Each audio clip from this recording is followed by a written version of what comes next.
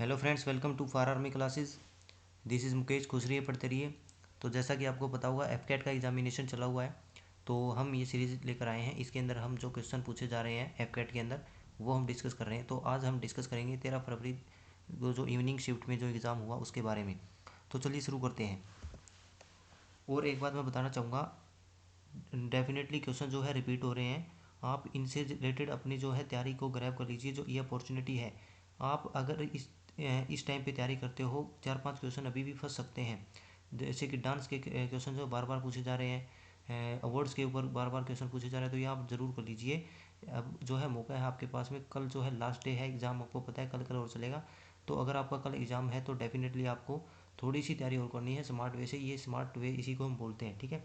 तो अपनी तैयारी को थोड़ा बढ़ा दीजिए इस टाइम पे भी। जो डांस डूंस है ये रिवाइज करके जाना अच्छे से। इनके ऊपर क्वेश्चन पूछे जा रहे हैं। तो चलिए शुरू करते हैं हमारे क्वेश्चन। सबसे पहला क्वेश्चन जो इंग्लिश में पूछा गया, to play in the gallery. Gallery में खेलने को क्या कहते हैं, इसका आइडियम पूछा गया था। तो किसी को अट्रैक्ट करना या किसी को बी फुल बनाना, यानी कि पागल बनाना, किसी को या ज़्यादा अट्रैक्ट करना, उसको हम क्या कहते हैं, play in the gallery. Second question क्या पूछा गया, रीडिंग कंप्रीहेंशन था स्पाइडर वेब के ऊपर, कंप्रीहेंशन था, ठीक है।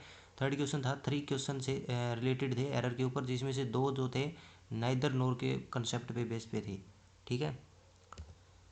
सिनोनियम पूछा गया था वर्बोज का। वर्बोज का सिनोनियम जो होता है, using more than required words, यानी कि वर्ड्स आपको यूजिंग से ज़्यादा, रिक्वायरमेंट से ज़्यादा अगर आप यूज़ कर रहे हो वर्ड्स को, तो उसको वर्बोज बोलते हैं।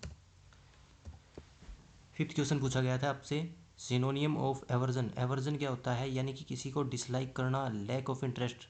इसको ट्रिक देखो आप इसकी, जैसे कि वर्जन आया आपके मोबाइल के अंदर या फिर आपके पीसी के अंदर, कोई वर्जन आया, ऐप का वर्जन आया, आपने इसको पसंद नहीं किया, यानी कि डिसलाइक कर दिया, तो यानी कि इसको आप इस ट्रिक से याद भी कर सकते हो। एवर्जन का मतलब होता है dislike, lack of interest.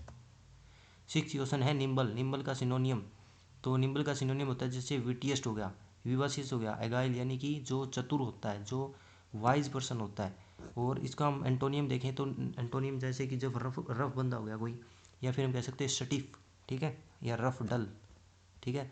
Seventh question, जैसे कि रिब्यूक का सिनोनियम पूछ रखा था। रिब्यूक का मतलब होता है हार्श क्रिटिसिज्म करना किसी को, स्कोल्ड डांटना किसी को।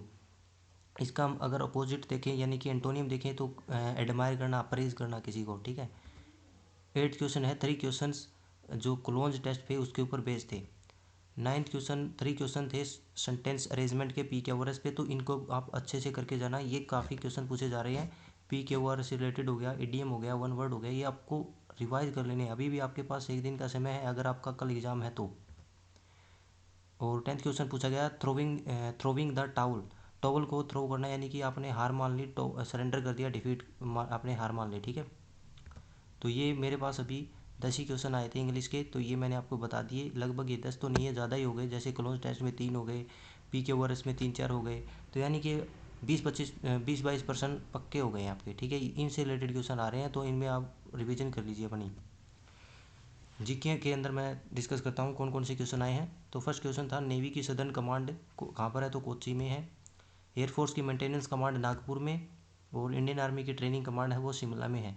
तो आपको कमांड से रिलेटेड ज़रूर करना है। आर्मी की 7 कमांड है, इंडियन एयरफोर्स की भी 7 कमांड है, और 3 जो है हमारी नेवी की कमांड है। ये आपको पक्का कर लेना है। कमांड्स तो पक्की आती ही आती हैं, डिफेंस से रिलेटेड क्वेश्चन आते ही आते हैं डिफेंस के एग्ज़ाम में। नेशनल जो एजुकेशनल पॉलिसी थी वो इम्प्लीमेंट किस ईयर में होगी, तो जुलाई 2022 से ये इम्प्लीमेंट हो जाएगी, ठीक है।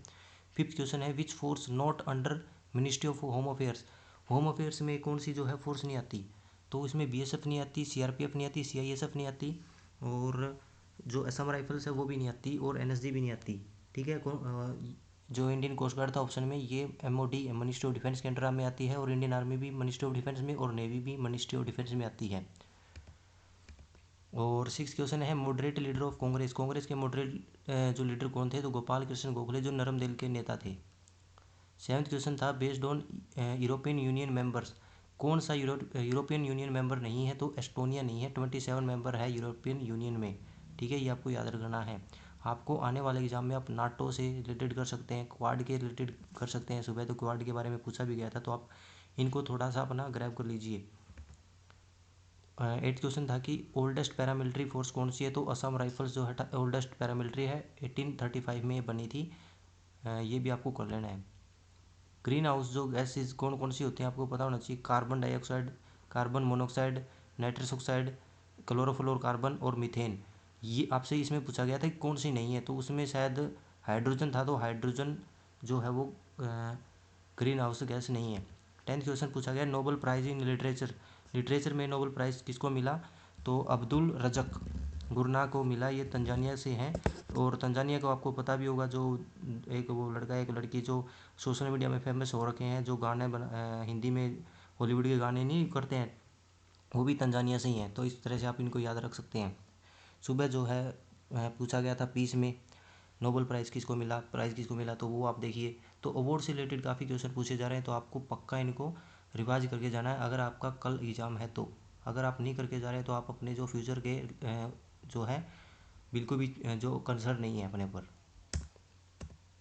11th क्वेश्चन है folk dance match of the following. तो मोहितम जो था केरला का है, और भरतनाट्यम जो है तमिलनाडु का, और ओडिसी जो है उड़ीसा का। एक बच गया, वो मेरे पास आया नहीं, तो आपको अगर 3 पता है तो एक तो फिर जो बचेगा वो रह जाएगा।